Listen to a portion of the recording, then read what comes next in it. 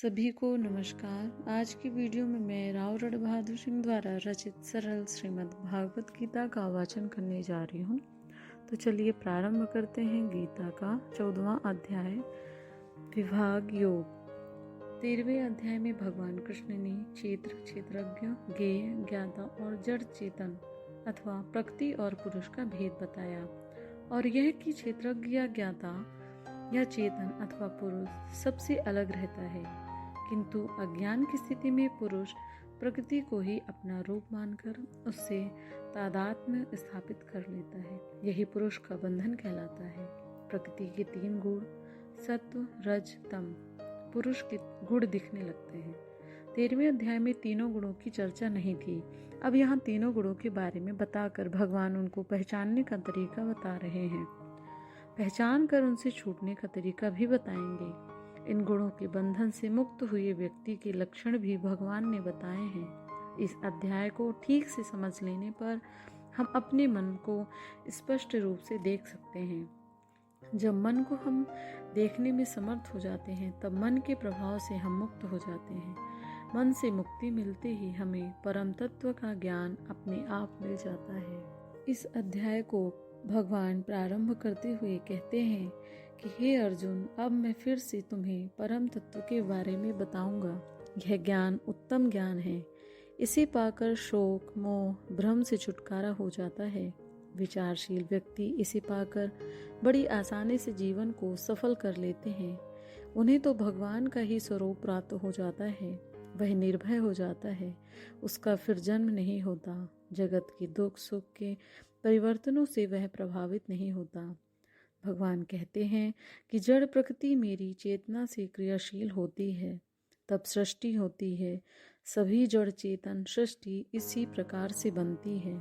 भगवान कहते हैं कि प्रकृति के 3 गुण सत्व, रज, तम होते हैं और यही चेतन आत्मा को बंधन में रखते हुए दिखते हैं। चेतन तत्व को जड़ प्रकृति कैसे बांध सकती है? पर ऐसा अज्ञान की स्थिति में दिखता है।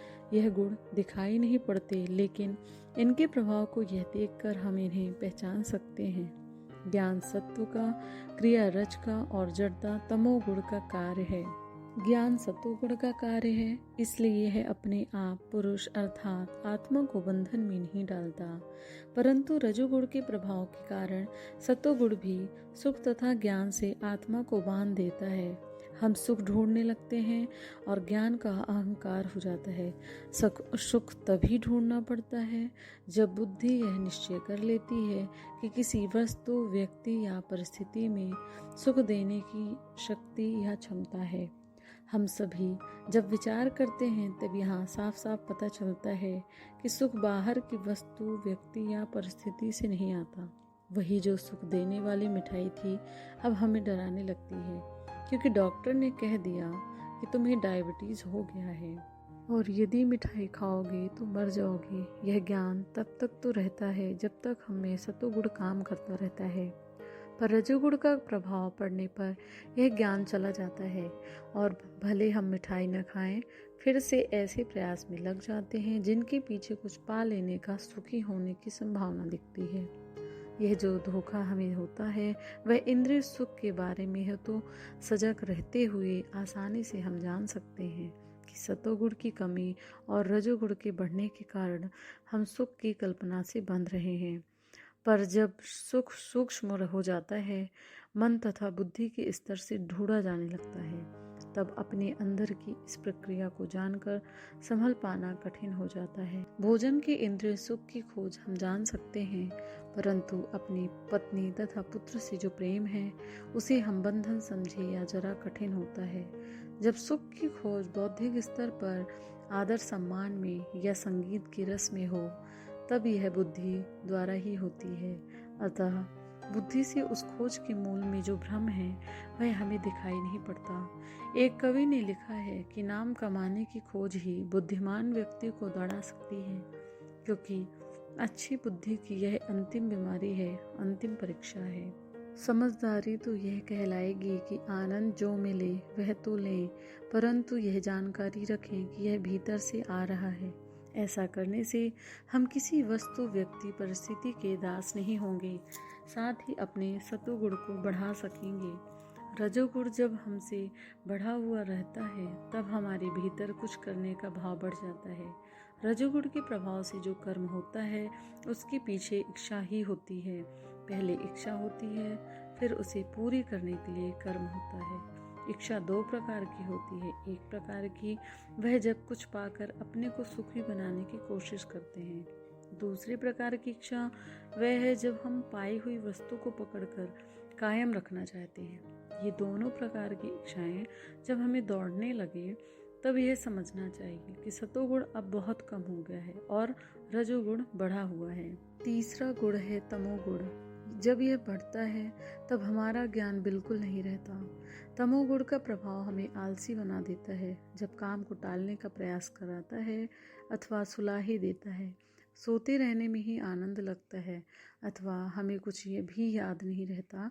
ये तीनों स्थितियों तमोगुण के प्रभाव के कारण होती हैं। ये तीनों गुण हमारे भीतर बढ़ते घटते रहते हैं।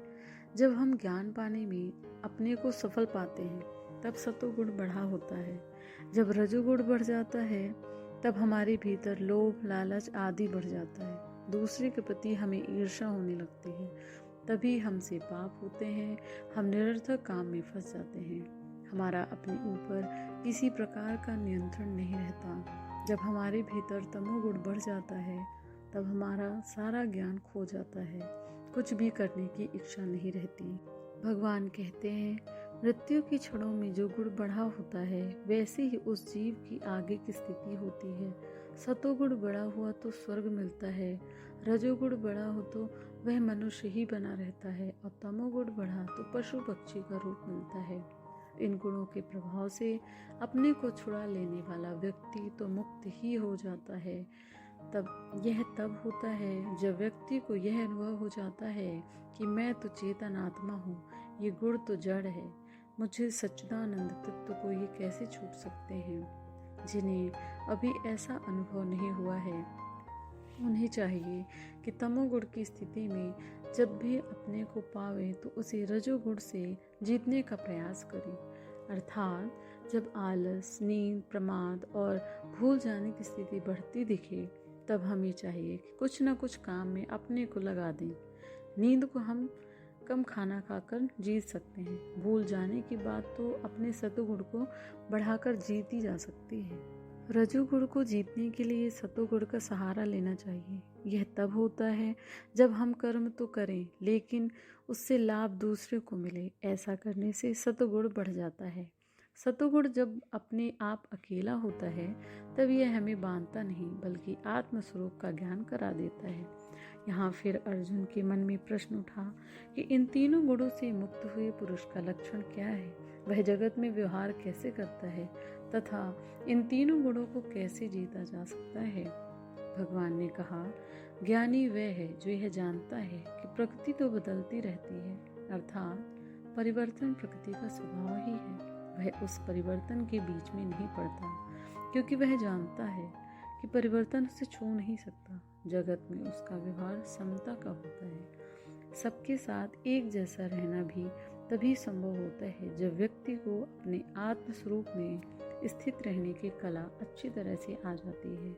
वहाँ निंदा, स्तुति, मान, अपमान का कोई महत्व नहीं होता। इस स्थिति को पाने का एक और मार्ग भगवान बताते हैं, वह भक्ति का मार्ग होता है। भक्त के लिए तो केवल भगवान ही महत्व रखते हैं। उसकी दृष्टि तो अपने गुणों के उतार चढ़ाव पर जीती ही नहीं। वह तो कहता है, जो भी होना हो वह होता रहे, मुझे तो केवल अपने भगवान से जुड़े रहना है, उन्हीं के पैरों को पकड़कर जीना है। भगवान कहते हैं कि ऐसा भक्त ब्रह्म ही बन जाता है क्योंकि उसके व्यवहार से समता आ जाती है। वह भगवान के सहारे सदा आनंदित बना रहता है। 3 गुण के विभाग नाम का 14वां अध्याय समाप्त।